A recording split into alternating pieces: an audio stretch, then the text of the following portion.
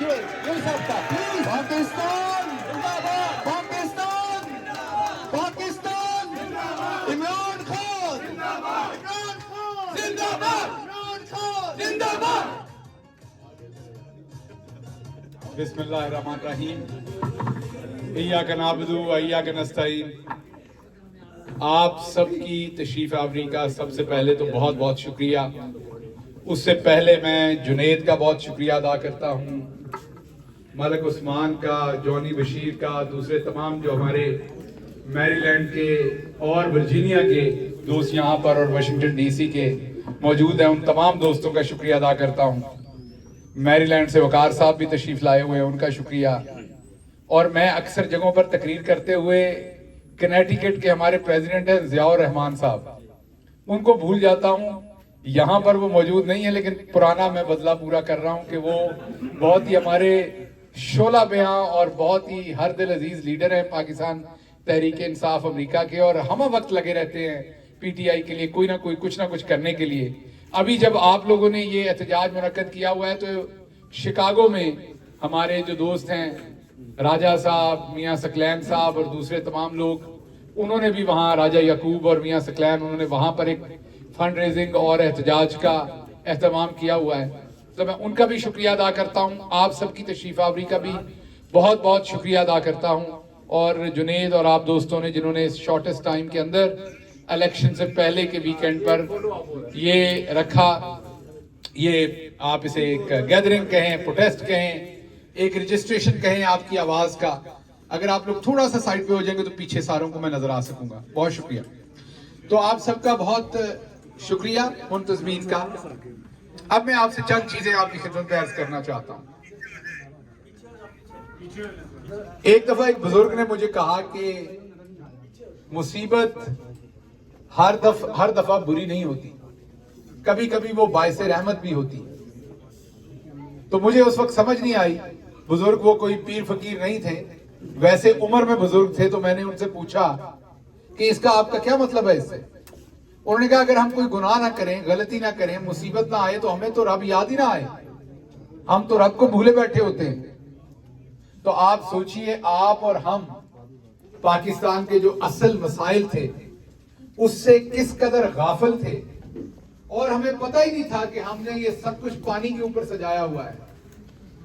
और इस सब की हकीकत उस तरह से नहीं है जिस तरीके से हम सोचते हैं और समझते हैं। ये मुसीबत जरूर आई है, पिछले 2-2.5 सालों के अंदर ये मुसीबत जरूर है, लेकिन आप इसकी दूसरा पहलू देखें कि आज हम तमाम लोग अवेयर हैं। आज हम तमाम लोगों को पता है कि असल पाकिस्तान का मसला क्या है। असल मसला एक है, सिविल मिलिट्री रिलेशनशिप्स के अंदर जो तवाज़न है वो हमारा असल मसला है। हमारी फौज के पास कितने इख्तियारात होने हैं, हमारे पास कितने इख्तियारात होने हैं, ये हमारा असल मसला है। अगर हम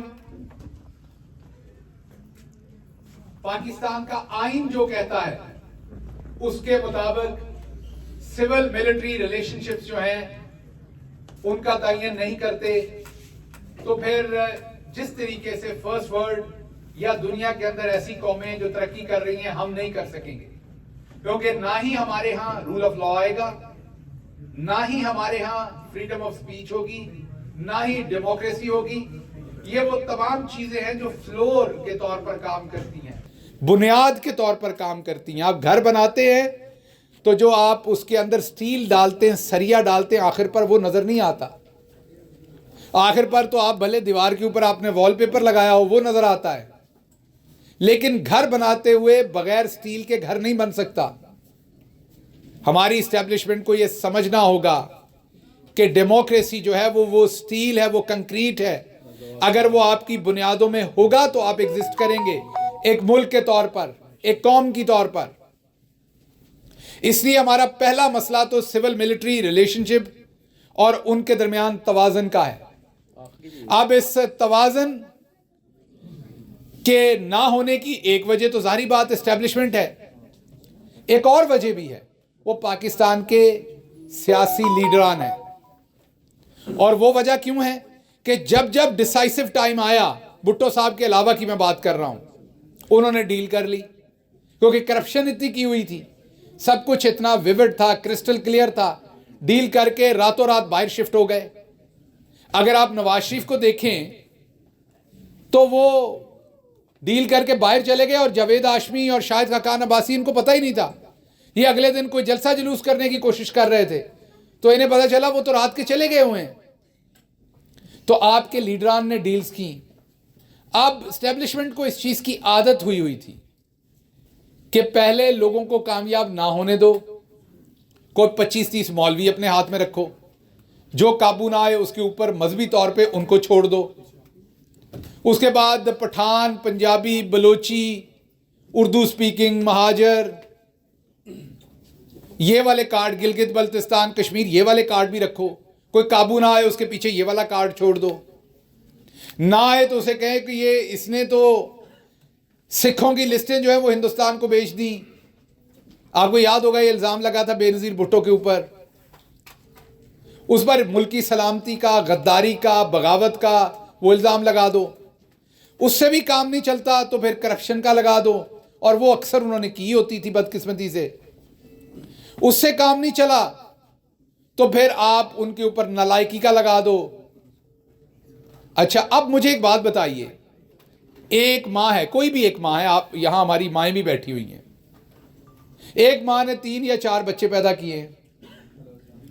एक बच्चा उस माँ का जज बन गया है, एक बच्चा सियासतदान बन गया है, एक फौजी बन गया है, एक बच्चा ब्यूरोक्रेट बन गया है।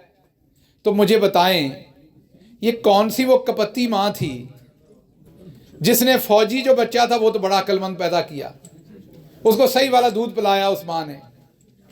ब्यूरोक्रेट जो था उसको भी थोड़ा सा अक्लमंदी पैदा कर लिया, जिसको जज बनाया वो भी अक्लमंदी पैदा कर लिया।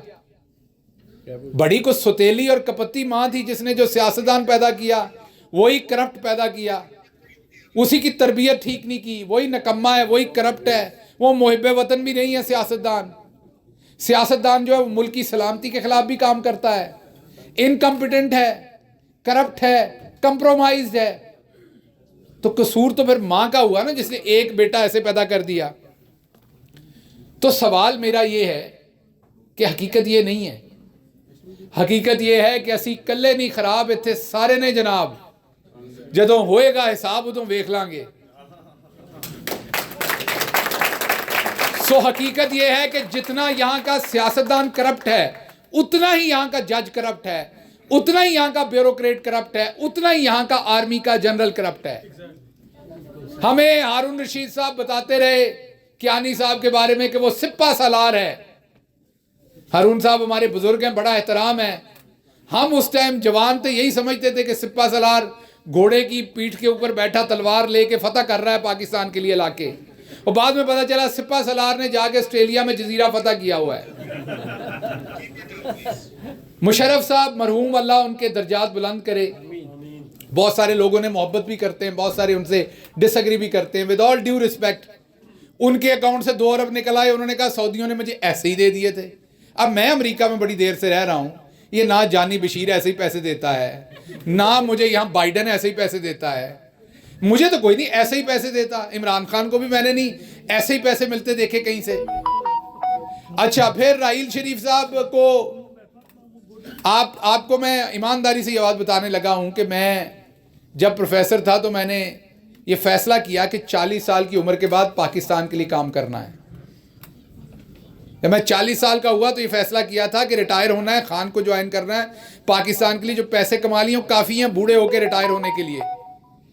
ये हमारे आर्मी के general chief of army staff बन जाते हैं, उस तो बाद भी तो नौकरी चाहिए, बस कर दो यार, मतलब क्या चाहिए।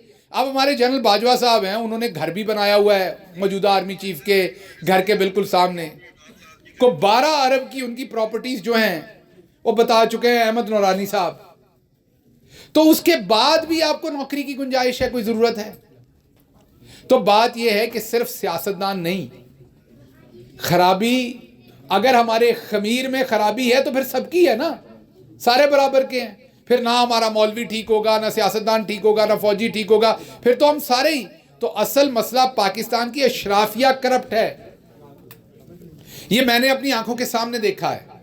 बहुत सारे लोग मिडिल क्लास से पॉलिटिक्स में आते हैं, जैसे ही उन्हें इक़्तिदार मिलता है वैसे ही करप्ट हो जाते हैं। इसी तरह मिडिल क्लास से ब्यूरोक्रेट बनते हैं, जैसे ही ताकत मिलती है करप्ट हो जाते हैं। आप पाकिस्तान के अंदर अगर देखेंगे, ये मैं आपको 95%, 95% फीमेल ब्यूरोक्रेट्स की बात बताने लगा हूं। सबकी कलाई के ऊपर रोलेक्स की घड़ी होगी। मुझे तो ये लगना शुरू हो गया था हुकूमत में कि पता नहीं ब्यूरोक्रेसी की ये यूनिफॉर्म है कि रोलेक्स लगी हुई होनी चाहिए, वरना आप दफ्तर में नहीं बैठ सकते। अब उन खवातीन के पास कहां से आती है रोलेक्स सबके पास? तो बात कहने की ये है कि पाकिस्तान का जो इज्तमाई इल है वो करप्शन है, फाइनेंशियल करप्शन है। हमें ये बताया जाता है कि फलां, बिल्कुल इसमें कोई शक नहीं कि मिडिल क्लास से लोग आते हैं। मैंने ब्यूरोक्रेसी कही, फौज कही, जजेस कहे, पॉलिटिशियन कहे, कुछ तो वडेरे हैं ना पॉलिटिक्स में, लेकिन मिडिल क्लास से जैसे उन्हें ताकत मिलती वो करप्ट हो जाते हैं। अगर करप्शन ना की होती तो पार्टी तो बहुत सारों ने छोड़ी है। क्या फरक हबीब साहब को बढ़ बढ़कर इमरान खान के ऊपर इल्जाम लगाने पड़ते? वो फाइलें थी, वो माल बनाया हुआ था। आप ज्यादा खाना खा लेना तो बैठ नहीं सकते आप, फिर आपको घूमना फिरना पड़ता है उसको हजम करने के लिए जी।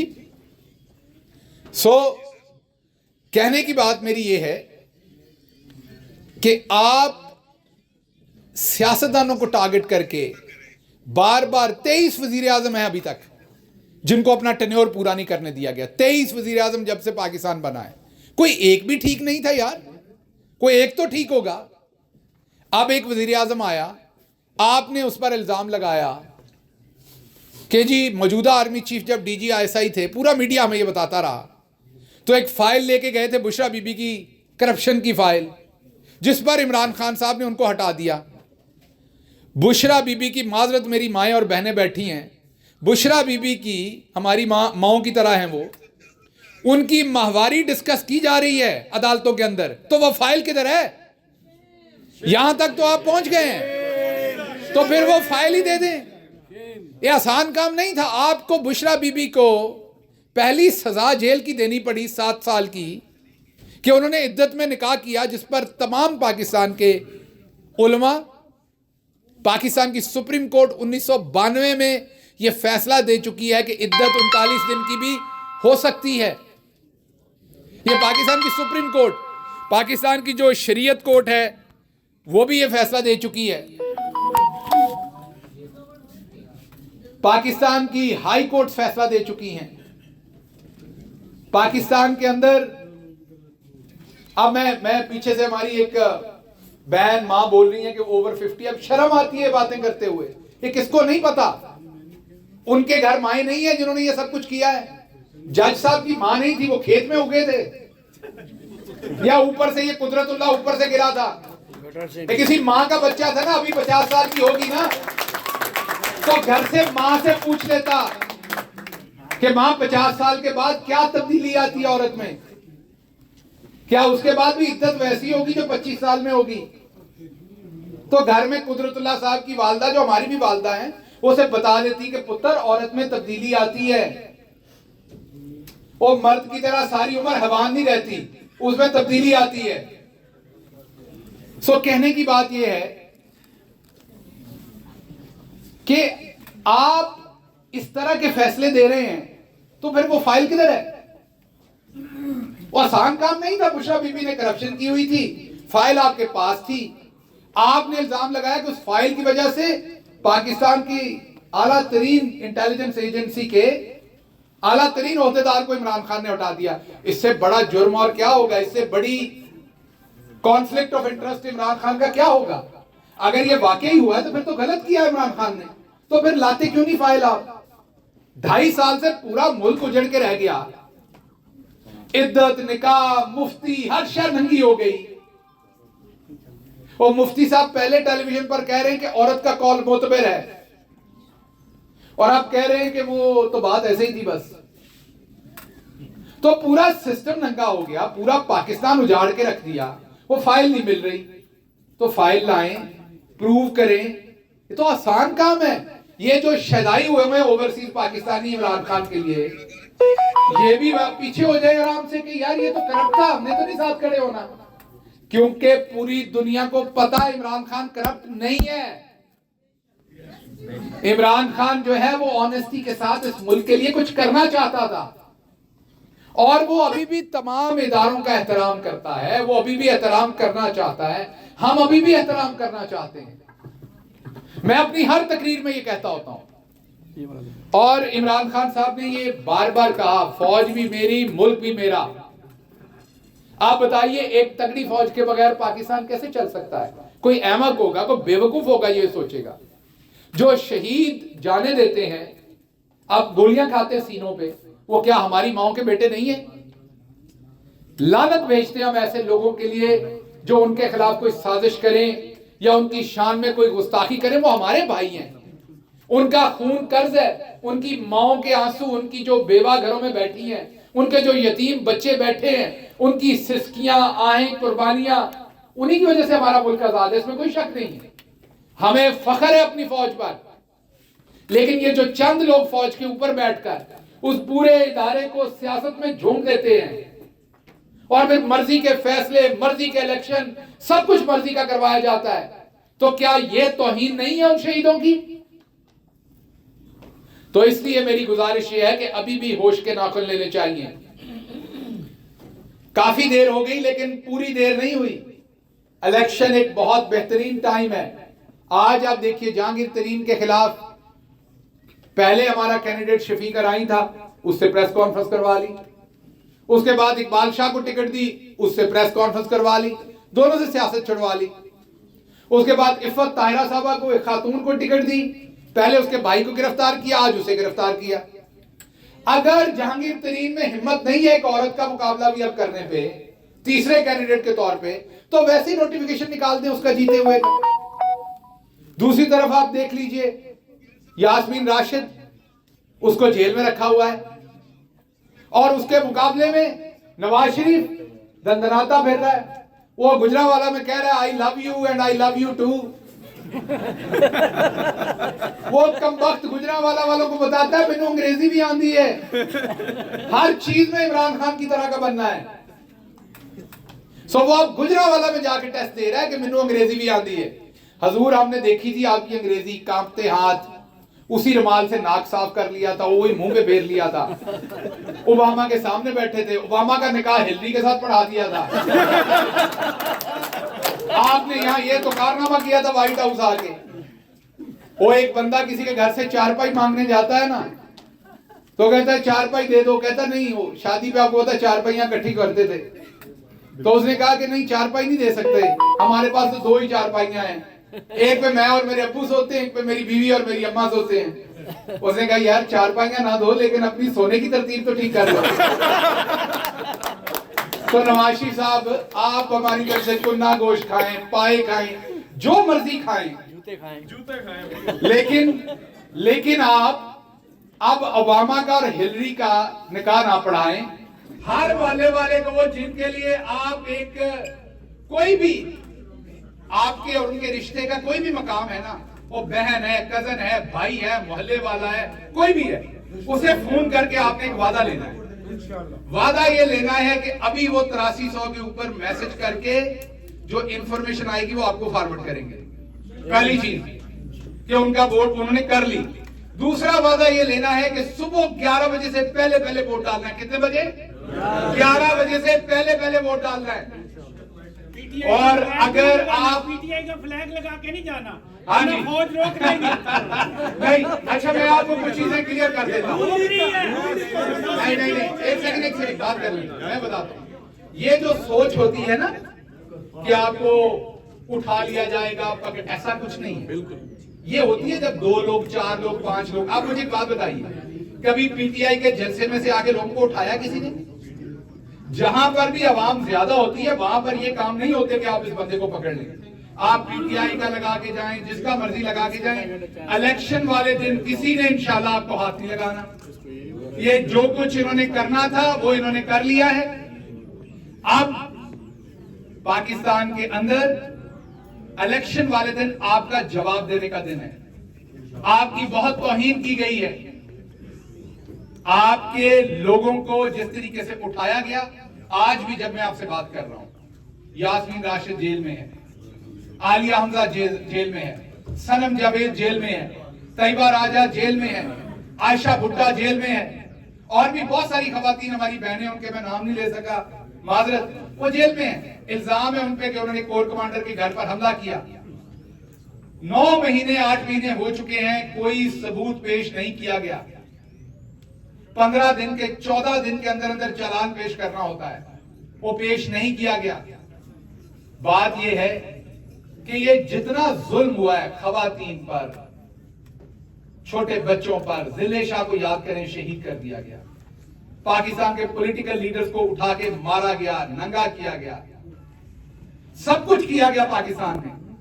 आपके पास अब वक्त है कि आप अपना बदला लें, और बदला आप लेंगे अपने वोट से। पाकिस्तान में लोगों को राब्ता कीजिए, उन्हें इस बात पे अग्री कराइए कि देखिए, एक बात ध्यान में याद रखिए, इमरान खान या उसके फॉलोअर्स दहशतगर्द नहीं है। हम एक पॉलिटिकल पार्टी हैं, हम बंदूक उठा के वजामत करने वाले नहीं हैं, ना हम कभी बन सकते ना बनना चाहते, ना हम अपनी फौज से लड़ाई करना चाहते। ये फौज भी हमारी है, ये मुल्क भी हमारा है। जुल्म का बदला मैं दोबारा कहूंगा, जुल्म का बदला जुल्म का बदला। आज भी अगर हमारी मौजूदा मिलिट्री की लीडरशिप आज भी अगर इंसाफ करे, आज भी अगर आइन का एहतराम करे, फ्री एंड फेयर इलेक्शन होने दे, हमारे वो दुश्मन नहीं है। आज भी टूटे हुए बाजू गले को आएंगे, आज भी कौम उन्हें अपने सर पे बिठाएगी। कौम सिर्फ सिविल मिलिट्री रिलेशनशिप चाहती है, तवाज़ुन चाहती है। आइन के अंदर जो उनका रोल है वो अदा करें, ना सियासी इंजीनियरिंग करें, ना वजीर आजम हटाएं ना लगाएं। बाकी तो वो हमारे माथे का झूमर है जब वो अपना असल काम करते हैं, जो उनका असल काम है। आज भी कौम उनका एहतराम करेगी, आइन का एहतराम करें, फ्री एंड फेयर इलेक्शन करवाएं। और उसके बाद मैं आपको ये बात बताऊं कि अगर आप लोगों से वहां प्रॉमिस लेंगे और उन्हें मोटिवेट करेंगे, तो ये आप यकीन रखिएगा कि पाकिस्तान 8 तारीख को तब्दील होगा। मैं आपके सामने 2-3 सिनारियो रखता हूं। पहली बात तो जितना वोट पड़ेगा धांधली नहीं हो सकती, लेकिन अगर धांधली हो भी गई, अगर हुई भी, तो वोट तो थैलों में पड़े हुए ना, वो निकलेंगे ना। अगर आपने वोट ही ना डाला तो काम ही खत्म हो गया। वोट डाला तो मुद्दा तो पड़ा हुआ है ना, उसको जुटलाया तो नहीं जा सकेगा। आज नहीं तो कल वो खुलेगा, सच सामने आएगा। इसलिए अगर आपने वोट ना दिया तो सबसे बड़ी बददियांती कौम के साथ वो होगी।